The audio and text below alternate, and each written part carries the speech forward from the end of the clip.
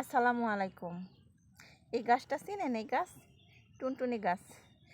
পাতারে বলে টুনটুনি, আমরা বলি টা পাতা, কেউ বলে থানকুনি পাতা, কেউ বলে থানকুনি পাতা।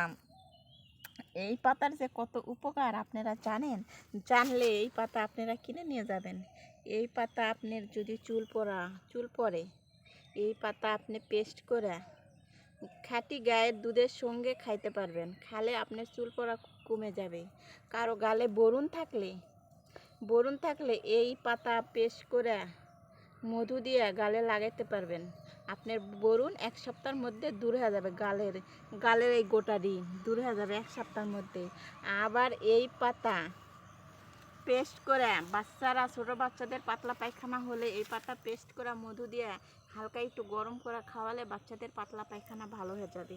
এই গাছের এই যে গাছ দেখতেছেন, এই গাছের যে উপকার, এত উপকারী একটি গাছ।